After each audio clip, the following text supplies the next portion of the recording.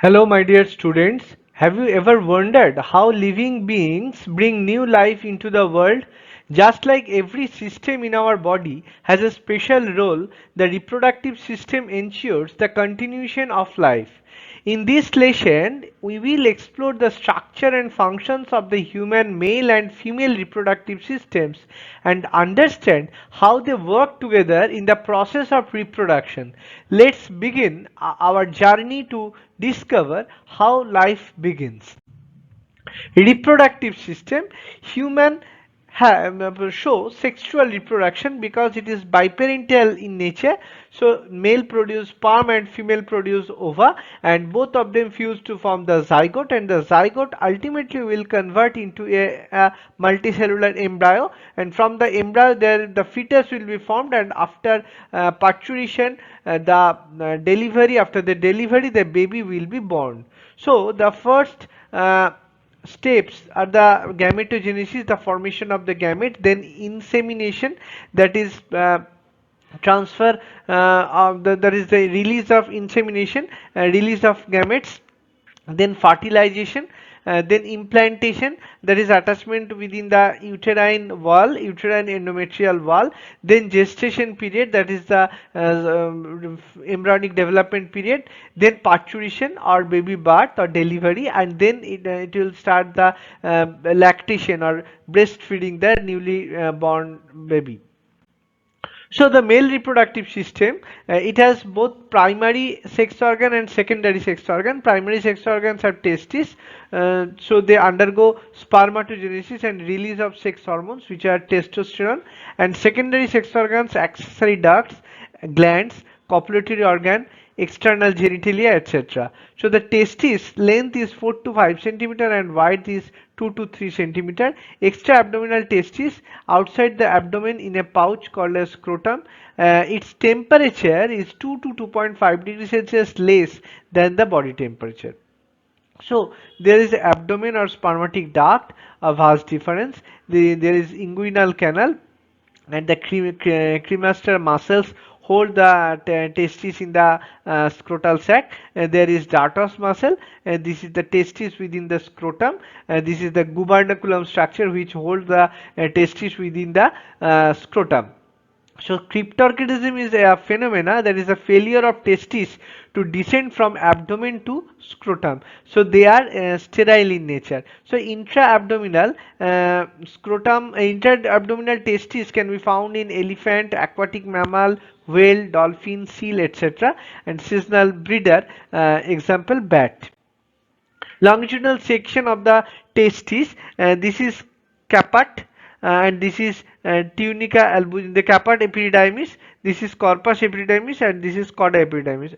But the first one is the tunica albuginea, the layer of the testis, and then it is testicular lobule. There is 250 to 300 in number, and there is just adjacent to the testicular lobule there is tubuli recti, and ultimately they will form the seminiferous tubule. This is the seminiferous tubule. So this is the tunica albuginea, is the white layer, and the red colored layer is the tunica vaginalis.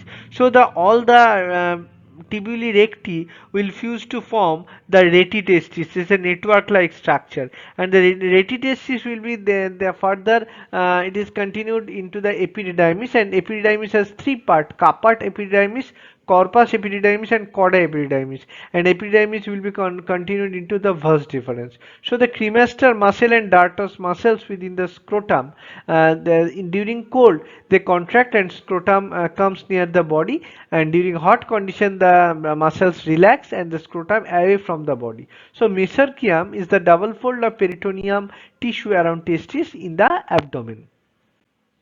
So seminiferous tubule, this is the tubular structure within which the spermatogenic development occurs. The process is started from the spermatogonia, that is the attached with the germinal epithelium. This is the white colored structure is the germinal epithelium, and in between the spermatogonia there are these the green colored structures of the Sertoli cells, which are also known as sustenticular cells or nerve cells, because they are responsible for the nourishment of the developing sperm. They secrete inhibin, they inhibit the FSH secretion. They also secrete ABP or androgen binding protein, MIF, Mullerian inhibiting factor. So there are in between 2 to 3 seminiferous tubules. These are the different seminiferous tubules. In between the seminiferous tubules, there are Leydig cells, which are also known as interstitial cells of Leydig. They are basically endocrine cells and secrete the androgenic hormone, that is testosterone. So the pathway is a seminiferous tubule, then tubuli recti, then retitestis, then vasa efferentia, then epididymis, then vas deferens, and it is lined by pseudostratified epithelial tissue. So epididymis and vas deferens is the extra testicular structure, but seminiferous tubule, tubuli recti, retitestis, and vasa efferentia is located within inter the testis. So it is the intratesticular structure. The front view, this is the prostate gland. The number one this is the prostate gland. Number two is the membranous urethra. This is the membranous urethra, and number three is the penile urethra.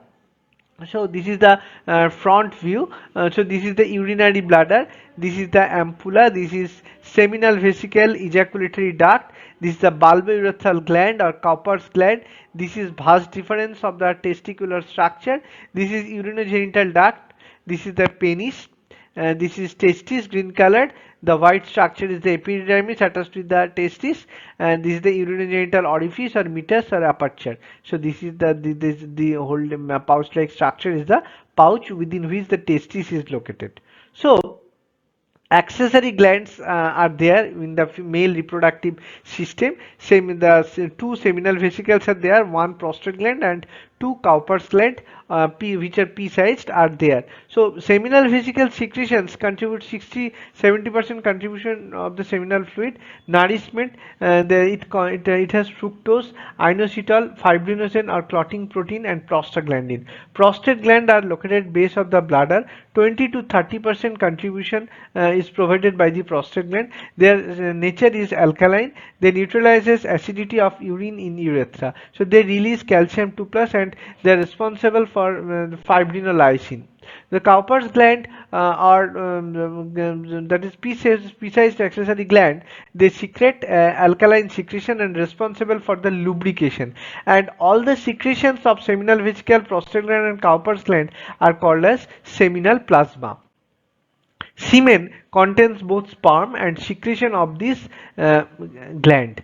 So the semen contains 2 to 5 ml, 2-3 ml semen per ejaculation, and 30 million sperms. So 1 ml is equivalent to 100 million. So 20 million per ml or which is less than 20 million per ml. So it causes oligospermia or low sperm count. Penis. There is the copulatory organ or external genitalia. There is corpus cavernosa, is urethra, or the green color structure is the corpus spongiosum. So when the penis is enlarged, tip of the penis is enlarged, it is called as glans penis, and the tip is a retractable fold of skin there is called foreskin or prepuce. So the prepucial gland or releases smegma, and during circumcision, that is surgical removal of the foreskin, is called as circumcision, and castration is the surgical removal of the testes. Now we'll study about the female reproductive system. It is located in the pelvic region, and it is responsible for ovulation, sperm release, fertilization, implantation, pregnancy, fetus formation, birth, childcare, and hormone secretion. So it has also the primary sex organ and secondary sex organ. Primary sex organ have paired ovaries, which is responsible for oogenesis and steroidal hormones. There are estrogen and progesterone. So secondary sex organ, there are female accessory duct, accessory gland, and external genitalia or vulva. So accessory gland has Bartholin gland and mammary gland. Female accessory duct includes oviduct, fallopian tube, uterus, and vagina. External genitalia also include vulva. Female reproductive system has the uterus or hysteria or womb. It has three parts, that is the upper region is called as fundus, the middle region is called as the corpus, and the lower region is the cervix or neck of the uterus. And below the cervix there is vagina or extended portion of the uterus. And the uterus is further attached with the fallopian tube or oviduct. The part of the oviduct which is adjacent with the uterus is known as isthmus, but the second part of the oviduct or fallopian tube, which is a swollen portion and which is the site for fertilization, is known as ampulla, and the terminal part of the fallopian tube or oviduct is the infundibulum, which forms a finger-like projections, that is fimbriae, and the fimbriae is somehow is directly contacts with the ovary, but there is no physical touch between the fimbriae, physical attachment between the fimbriae and the ovary. So within ovary there is a structure known as ostium. So ovary is the almond-shaped structure. Its first primary follicle, secondary follicle are there. Ovarian medulla is located inside the ovary. So there is germinal epithelium, and secondary follicle will convert into the tertiary follicle.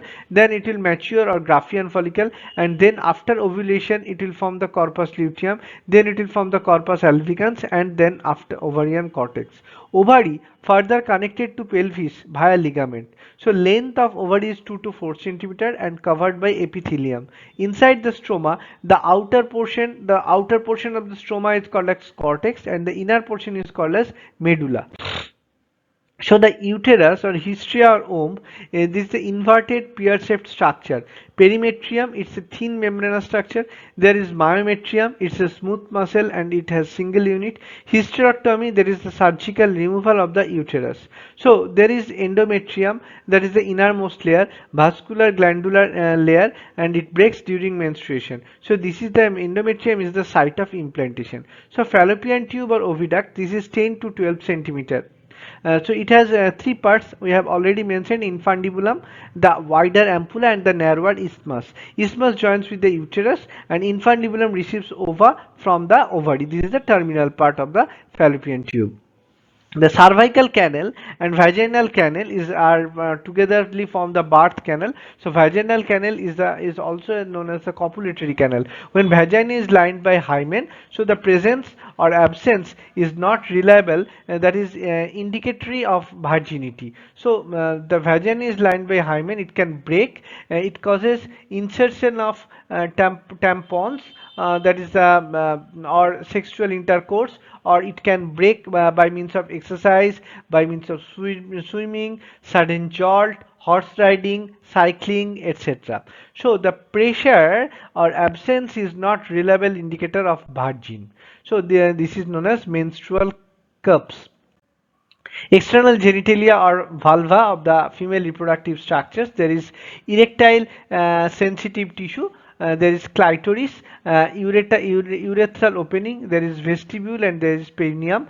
The anal opening is just just below the vestibular opening. Vestibular opening is surrounded by the mons pubis, labia majora, labia minora, and within center, as there is urethral opening, there is also vaginal opening, and surrounding the vaginal opening there is Bartholin gland or vestibular gland, which is responsible for the lubrication. This is the homologous structure of the corpus gland of the male reproductive system. Now there is a structure of the mammary gland, and the mammary gland is a thoracic prominence. It is modified sweat gland and characteristic feature of the female mammals. Mammary gland, within the mammary gland there is mammary lobe, that is 15 to 20 alveoli, is responsible for milk formation, and it will form the mammary tubules or two, then mammary duct, then mammary ampulla, and then further it is lactiferous duct, and further it will form the pectoralis major. So there are fatty tissues surrounding the mammary gland. So the areola, that is the dark area or ground nipple. This is the nipple-like structure. Gametogenesis, it can be spermatogenesis or oogenesis. The process of spermatogenesis occurs within the seminiferous tubule. It starts from the pituitary. 2N, it will form the reductional or equational division. It will, after meiosis, spermatocytes will form the genesis. Spermiation, the process by which sperm head leaves the Sertoli cell. Spermiogenesis, that is a spermatogonia. From the spermatogonia, after mitotic cell division, it will produce the germ cell.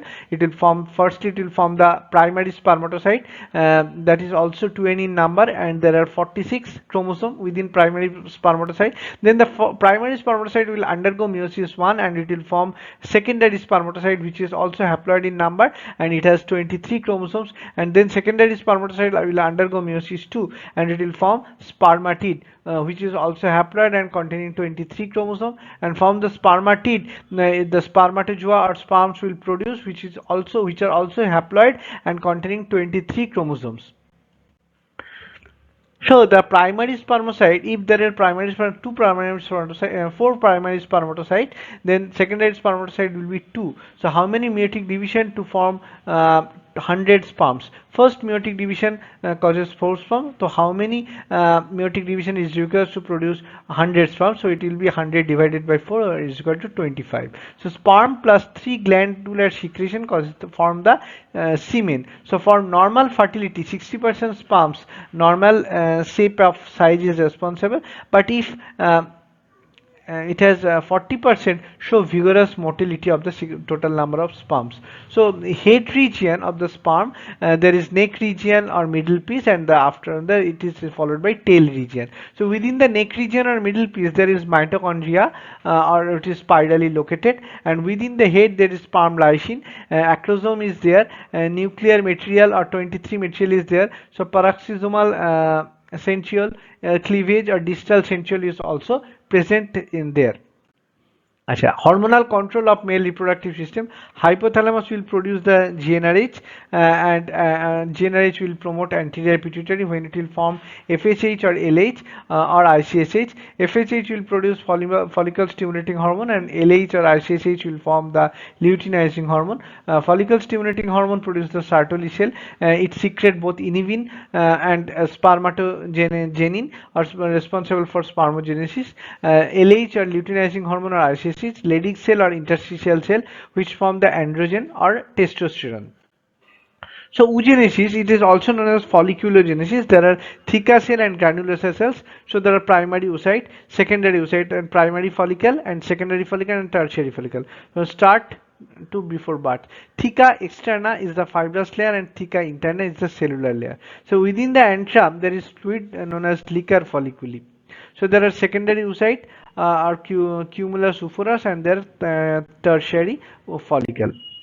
So before birth, the mitosis process is started. From the oogonia, primary oocyte is formed, and when meiosis 1 is suspended at prophase 1 or diplotin during childhood, and after that puberty comes, and number of follicle. Before birth there is 6 lakhs of number, and after birth there is 1.5 lakh, and after puberty there is 60,000 to 80,000 follicular atresia. So after meiotic cell division, after first meiotic cell division, first polar body and secondary oocyte is formed, and secondary oocyte then undergo meiosis 2, and it is suspended at metaphase 2 of the meiosis 2, and it will ultimately it will form the second polar body and the ovum or oocyte, which ultimately form the egg.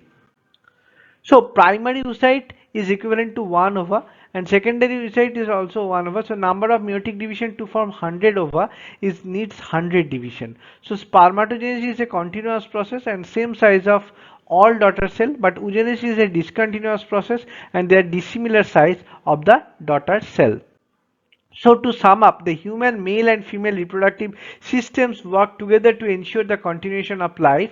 The male system produces and delivers sperm, while the female system produces ova and provides the site for fertilization and development of the embryo. Each organ has a unique role that contributes to this remarkable biological process.